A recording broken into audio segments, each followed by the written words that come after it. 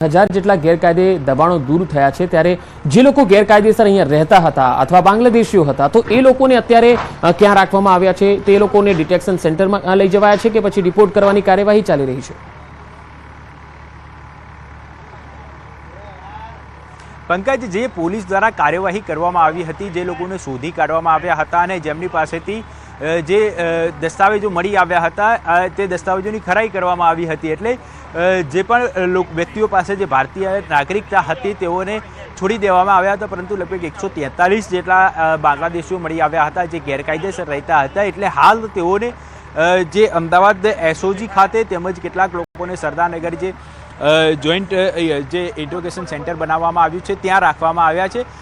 એટલે હવે આ જે તમામ લોકો છે તેને રિપોર્ટ કરવાની કામગીરી કરવામાં આવશે. લગભગ 100 જેટલા વ્યક્તિઓને રિપોર્ટ કરવા માટેની જે દરખાસ્ત છે તે પોલીસ દ્વારા કરી દેવામાં આવી છે કેન્દ્ર સરકારની અંદર, જ્યારે અન્ય જે વ્યક્તિઓ છે તેઓને રિપોર્ટ કરવાની કામગીરી પણ આગામી દિવસોની અંદર કરવામાં આવશે. મંજૂરી કર્યા બાદ આ તમામ લોકોને અહીંથી રિપોર્ટ કરવામાં આવશે. જી ઋત્વિજ, સ્થાનિક લોકો સાથે આપની વાતચીત થઈ શકે છે કે જે લોકો ઘૂસણખોરો હતા, ગેરકાયદે રહેતા હતા, તેમની સાથે સાથે કોઈ વિસ્થાપિત તો નથી થયું? કોઈ એવું વ્યક્તિ તો નથી કે જે ભારતીય હોય અથવા 40 વર્ષથી રહેતું હોય ને આ ગેરકાયદેસર લોકોની સાથે રહેવાના કારણે તેને ભોગ બનવાનો વારો આવ્યો હોય? પંકજ, અમદાવાદ મ્યુનિસિપલ કોર્પોરેશન અને પોલીસ દ્વારા આ સંયુક્ત કામગીરી હાથ ધરવામાં આવી છે. તમામ દસ્તાવેજોની ખરાઈ કર્યા બાદ જે જગ્યાએ ગેરકાયદેસર દબાણો હતા તે તોડી પાડવાની કામગીરી કરવામાં આવી છે. એટલે જે ગેરકાયદેસર બાંધકામો હતા, જે ગેરકાયદેસર મિલકતો હતી તે પોલીસ અને કોર્પોરેશન દ્વારા સંયુક્ત કામગીરીના ભાગરૂપે તોડી પાડવામાં આવી છે. એટલે આ જે કામગીરી છે તેની સમીક્ષા કેટલાય સમયથી કરવામાં આવતી હતી.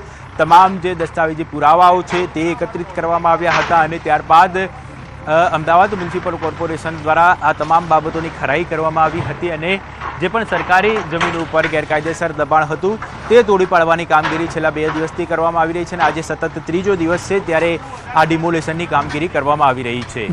જી ઋત્વિજ, આભાર માહિતી આપવા માટે.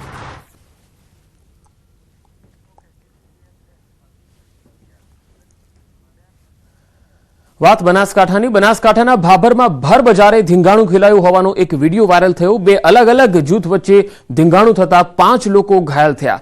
2 લોકોની હાલત ગંભીર બતાવાઈ રહી છે. ભાભરની બજારમાં સામાન્ય બાબતમાં બોલાચાલી બાદ મારામારી થઈ ગઈ હતી. ઘાયલોને ભાભર રેફરલ હોસ્પિટલમાં સારવાર માટે ખસેડાયા છે. ગંભીર રીતે 2 લોકો ઘાયલ થયા છે, જેમને ધારપુર ખાતે સારવાર માટે લઈ જવાયા છે. ભાભર પોલીસે સમગ્ર ઘટનાને લઈ વધુ તપાસ હાથ ધરી છે.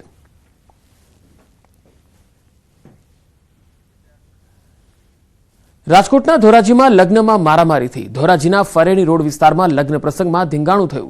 લગ્ન પ્રસંગમાં છરી, ધોકા અને પાઇપ ઉડ્યા. લગ્નના ફુલેકામાં નજીવી બાબતે છરી અને ધોકાથી સામસામે હુમલો કરવામાં આવ્યો. લગ્નમાં અનુસૂચિત જાતિ અને દેવી પૂજક સમાજના યુવકો બાખડ્યા હતા. યુવકોને સારવાર માટે સરકારી હોસ્પિટલમાં ખસેડવામાં આવ્યા. સામસામે મારામારીમાં 3 થી 4 લોકો ઇજાગ્રસ્ત થયા. Dhoraji city police civil hospital પહોંચી અને તપાસ હાથ ધરી હતી.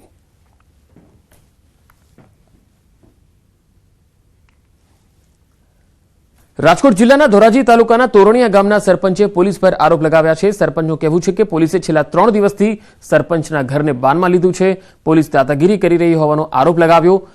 24 એપ્રિલે પોલીસ અને ગ્રામજનો વચ્ચે ઘર્ષણ થયું હતું, જેમાં આ સરપંચ પણ સામેલ હતા. તેથી પોલીસે અગાઉ 5 લોકો પર ફરજ રોકાવટનો ગુનો દાખલ કરેલો, જેમાં સરપંચ સામે પણ ગુનો નોંધાયો હતો. તે દિવસ બાદથી પોલીસ સતત સરપંચના ઘર આગળ આંટાફેરા મારી રહી હોવાના અને દાદાગીરી કરાતી હોવાના આરોપ લગાવ્યા હતા.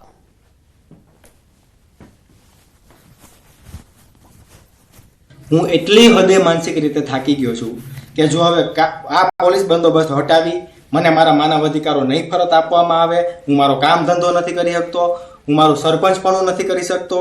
જો હવે આ પોલીસ બંદોબસ્ત કાયદેસર રીતે હટાવી લેવામાં નહીં આવે તો હું અને મારો પરિવાર કોઈ પણ પ્રકારનું એવું પગલું ભરી લેશું તો એના તમામ જવાબદાર આ ધોરાજી પોલીસ સ્ટેશનના અધિકારીઓ અને એમના ઉપરી અધિકારીઓ રહેશે. એની તોરણિયા સરપંચની જે કહેવાય ફરજ અને એક જાગૃત નાગરિક તરીકે તે ખાલી ફક્ત દૂરથી વિડીયો ઉતારે છે. હવે આ બધું કેટલાય દિવસથી ન્યૂઝમાં આવે છે, એનો પર્સનલ ખાર રાખીને, હું એમ જ કહીશ પર્સનલ ખાર રાખીને એના ઉપર ગુનો નોંધાવે છે કે ભાઈ ફરજ રૂકાવટનો ગુનો અને મદદનીશનો ગુનો, એવો ગુનો ઈ નાખે છે. બરોબર, તો એવો એક મોટો ગુનો નથી કે જેમાં પોલીસને સતત 3 દિવસ સુધી 24 કલાક એ મોટી સંખ્યામાં અહીંયા પહેરા દેવા પડે. કચ્છમાં નેવી ઇન્ટેલિજન્સ, એસઆઈબી નલિયા અને એસઓજીના સંયુક્ત ઓપરેશન દરમિયાન બિનવારસી હાલતમાં વિસ્ફોટક સેલ મળી આવ્યા. પિંગળેશ્વર નજીક શિયાળી ક્રીક વિસ્તારમાંથી વિસ્ફોટક સેલ મળ્યા. સુરક્ષા એજન્સીઓએ વધુ સઘન તપાસ હાથ ધરી. બીજી એક કાર્યવાહીમાં વધુ 2 બિનવારસી માદક પદાર્થ ચરસના પેકેટ સ્થાનિક પોલીસે ઝડપી લીધા હતા.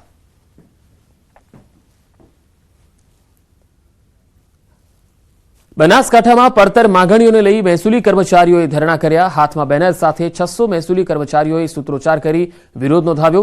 કલેક્ટર કચેરી સુધી રેલી યોજી વિરોધ નોંધાવ્યો. મહેસૂલ વિભાગના કર્મચારીઓએ માસજેલ ઉપર ઉતરીને પોતાની માંગણીઓને લઈ સરકાર સામે વિરોધ નોંધાવ્યો હતો. થોડા દિવસ પહેલા મહેસૂલી મહેકમે ફરજ બજાવતા કર્મચારીઓએ કાળી પટ્ટી બાંધી પણ વિરોધ નોંધાવ્યો હતો. વિરોધ બાદ પણ નિરાકરણ ન આવ્યું, જેથી ફરી બેનરો સાથે રેલી યોજી રોષ ઠાલવ્યો.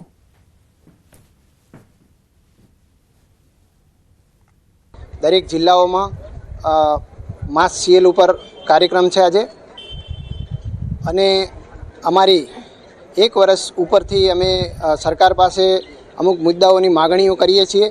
અમે સરકાર પાસે ખૂબ અપેક્ષા હતી, પરંતુ હજી સુધી અમારી અપેક્ષા પ્રત્યે કોઈ પણ પ્રકારની ચર્ચા માટે કે કશું કંઈ બોલાવેલ નથી.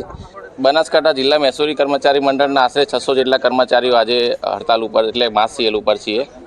સરકારશ્રીમાં અમારી માંગણીઓ ઘણા સમયથી અમે વારંવાર રજૂઆત કરતા આવ્યા છીએ, પણ સરકારશ્રી અમારી માંગણીઓ પ્રત્યે કોઈ ધ્યાન ન આપતા અમારે આખરે આ રસ્તો અપનાવવો પડ્યો છે. સરકારશ્રીને અમારી વિનંતી છે કે અમે સરકાર પ્રત્યે કાયમ પોઝિટિવ રહ્યા છીએ.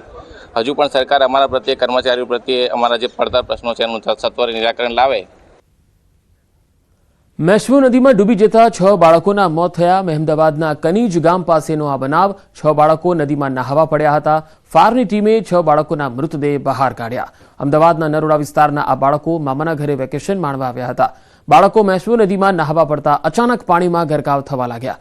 ઘટનાની જાણ થતાં જ ખેડા જિલ્લા પોલીસ કલેક્ટર અને ખેડા એસપી સહિત નડિયાદ ફાયર બ્રિગેડની ટીમ સ્થળ પર આવી પહોંચી. સમગ્ર ઘટનાની જાણ થતાં ધારાસભ્ય અર્જુનસિંહ ચૌહાણ પણ દોડી આવ્યા. તમામ મૃતદેહોને અમદાવાદમાં આવેલ CHC સેન્ટરમાં પીએમ માટે મોકલી આપવામાં આવ્યા. બાળકોના મોતથી ગામમાં શોકનું મોજું ફરી વળ્યું હતું.